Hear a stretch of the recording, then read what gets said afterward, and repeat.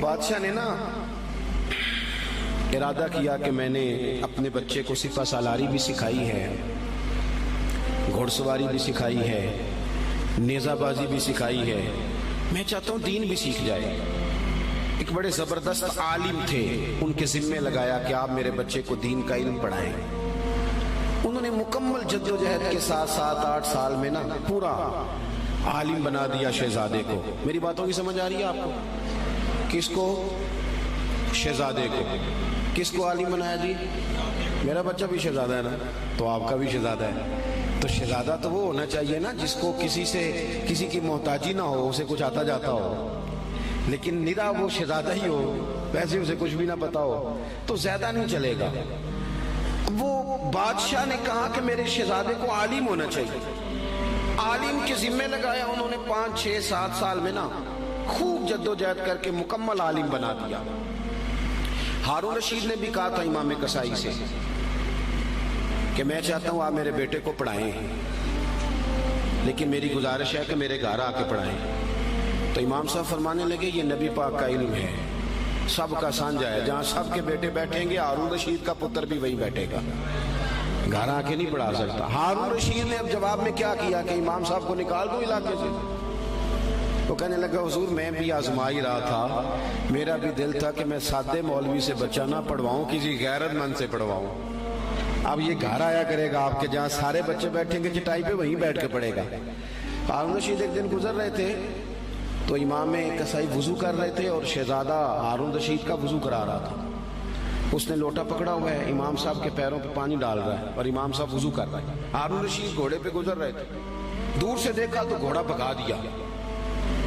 کچھ شاگرد کہنے لگے حضور ہارون رشید آ رہا ہے، تو آپ فرمانے لگے کیا کروں آ رہا ہے تو آنے دو، پھر کیا ہے، سانو تخت ہزارے دی لوڑ کی ہے، نلکی لگے شہر بمبول دے نال، اسی تے اپنی بال کے سیکنے، سانو کی لگے کسی اور دے نال، آتا ہے تو آنے دو۔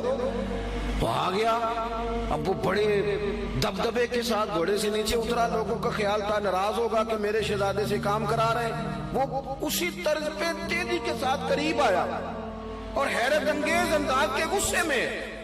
اب شاگرد اور عقیدت مند کانپ رہے ہیں کہ استادوں کے بارے میں کوئی بات نہ کر دے، ہم سے برداشت نہیں ہو سکے گا، لیکن اس نے قریب آ کے اپنے بچے کے کمر پہ زور سے مارا۔ کہنے لگا خدا کے بندے یہ تو کیا کر رہا ہے؟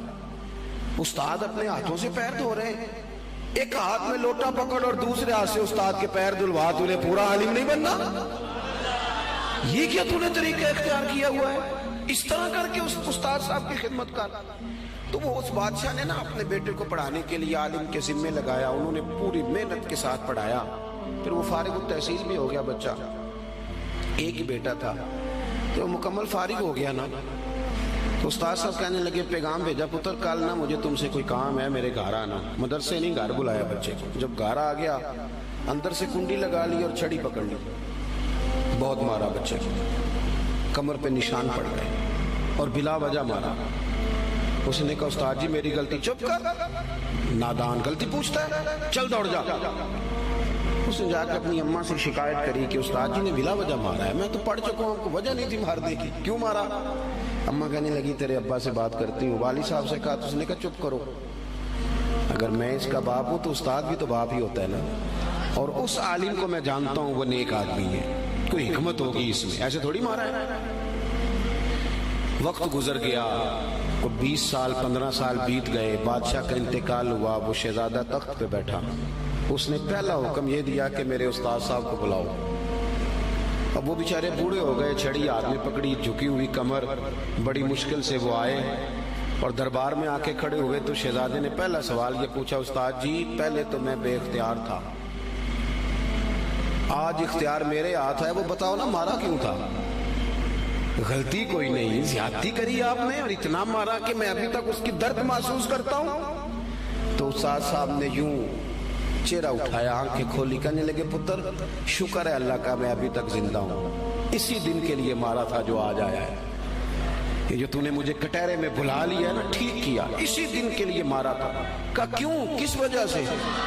سنیں جی سنیں، اللہ آپ کو جزا دے، اسی دن کے لیے مارا تھا۔ کہا کیوں؟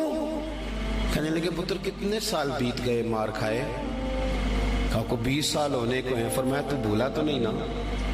کہا استاد جی میں نے تو پہلے دن ہی آپ کو بلایا. کہنے لگے پتر بس مجھے پتا تھا ایک دن تو نے حکمران بننا ہے. تو بے اختیار تھا نا، میرا کچھ نہیں کر سکا. آج با اختیار ہوا تو بلا لیا نا. پتر تو حکمران بن گیا ہے، کسی غریب پہ ظلم نہ کرنا. اگر تجھے 20 سال نہیں بھولا تو اسے بھی قیامت تک نہیں بھولے گا.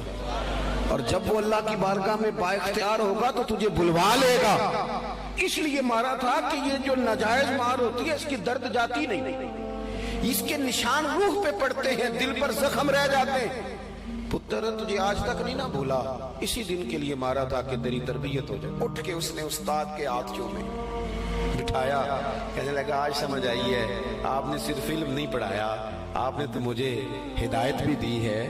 آپ نے تو اللہ کی بارگاہ سے مجھے ہدایت لے کے دی ہے، آپ نے تو میری ہدایت کی جانب رہنمائی کی.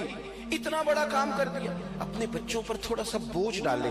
اور میرے بھائی اگر ایک چھوٹی سی کھجور،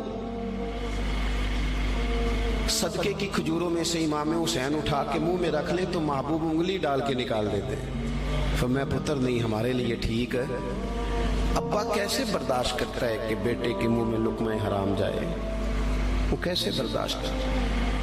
ایک دوست مجھ سے کہنے لگے کہ گھر کے کونے سے نا رات کو رونے کی آواز آتی ہے، بڑے پیر صاحب آئے، بڑے عامل آئے، پر وہ ٹھیک نہیں ہوتا. میرا ذرا زیادہ قربت تھی، ورنہ ہر آدمی سے تو یوں بات نہیں کی جا سکتی. میں نے ان کے کان میں کہا کہ اگر بڑے پیروں کے آنے سے بھی نہیں نا مسئلہ ٹھیک ہو رہا تو ساری فیملی بیٹھ کے غور کر لو، وہاں کسی یتیم کے پیسے نہ لگ گئے ہوں، کسی بیوہ کا مال نہ اس کونے میں خرچ ہو گیا. یہ جو یتیم کے اور بیوہ کے اور غریبوں کے پیسے ہوتے ہیں، یہ تیزاب ہوتا ہے. تیزاب جدھر جدھر لگتا ہے وہاں سوراخ کرتا ہے. سب سے پہلے یہ نور علم لے جاتا ہے. اور میری طرح کے لوگ، یہ علماء جو مساجد کے مدارس کے محتمم ہوتے ہیں، ان کو تو اتنا باریک تولنا پڑتا ہے، اتنا باریک، کون سا پیسہ کہاں لگانا ہے اور کس ترتیب سے لگانا ہے اور کس جدوجہد. یہ تو اتنا مشکل کام ہے کہ میں تو بڑی دیر سے میں نے کہا بھائی مجھے بچاؤ اس کام سے. یہ اتنا مشکل کام ہے کہ انسان الجھ جاتا ہے کہ کس طرح کر کے ان چیزوں کو رکھا جائے. اس طرح جتنے لوگ ذمہ دار ہیں وہ اپنے گھروں کے اندر رزق حلال کے معاملے میں سمجھدار ہو جائیں. کیوں کہ میرے نبی پاک علیہ السلام نے فرمایا جو گوشت حرام سے پلے گا وہ جنت میں نہیں جائے گا. تو مجھے بتاؤ کوئی چاہتا ہے اس کی اولاد دوزخ میں جلے؟ پسند کرتا ہے؟ تو پھر ان کو رزق حلال کھلاؤ.